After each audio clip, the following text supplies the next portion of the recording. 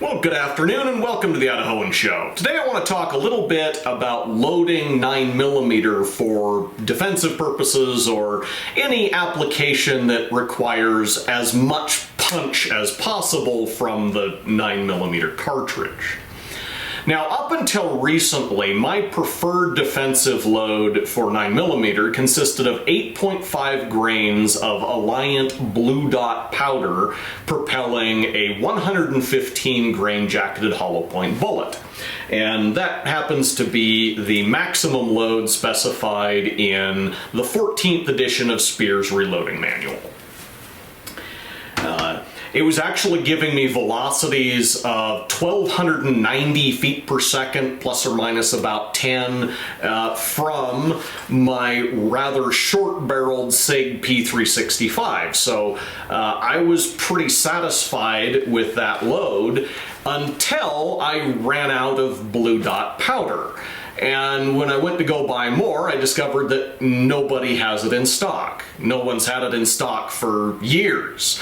No one's had any Alliant powder in stock for years, or the better part of a year anyway. So I'm not sure if Alliant went out of business or if they're going through some sort of reorganization that their production is shut down for an extended period of time.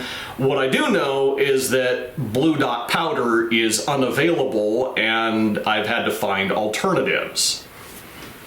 So after looking at burn rate charts and other data, I determined that probably about the closest powder to Blue Dot that I could still get would be Winchester 572. So I bought a pound of this to try out in my 9mm loads.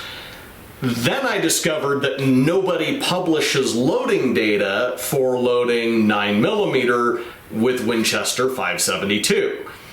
Physically it should work pretty well, but it's understood as more of a shotgun powder, so that's where all the published data is for shotgun loads, and nobody says how much you can safely use in a 9mm load. So at this point, I turned to the internal ballistics modeling software known as Gordon's Reloading Tool. Now, you have to be kind of careful with Gordon's. Sometimes the model is very accurate. You know, you'll put in the parameters of a load, it'll model the pressure curves and predict the muzzle velocity, and go shoot it across a chronograph and get a muzzle velocity that's averages like within 10 feet per second of the prediction. So sometimes it works really well.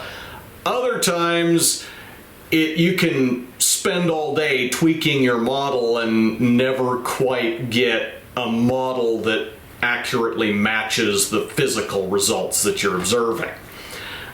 So what I did in this case is I put in a 9mm load with Winchester 572 powder, got an estimate of what starting and maximum loads should be, and then started with a very conservative starting load and worked up in 10th grain increments, carefully watching the cartridges for any signs of bulging or other indications of excessive pressure.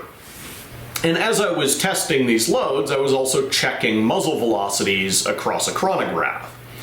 Now, Gordon's, if I recall, was predicting a maximum safe load of about 7.9 grains of Winchester 572. I got up to 7.7 grains, and I was getting muzzle velocities of 1,400 feet per second out of the short-barreled SIG. So more than 100 feet per second faster than Blue Dot, and of course at that point the recoil is getting pretty snappy in that little gun. So that's where I left off, and now my standard defensive load for 9mm consists of 7.7 grains of Winchester 572 behind a 115 grain jacketed hollow point. Now, is this load safe? Well, I've fired 150 rounds or so far, and I haven't seen any evidence of excessive pressure. It's functioned flawlessly for me so far, so it seems like a safe and reliable load for me in the gun that I'm using. Would it deliver the same performance for you? Probably, but I certainly can't guarantee that.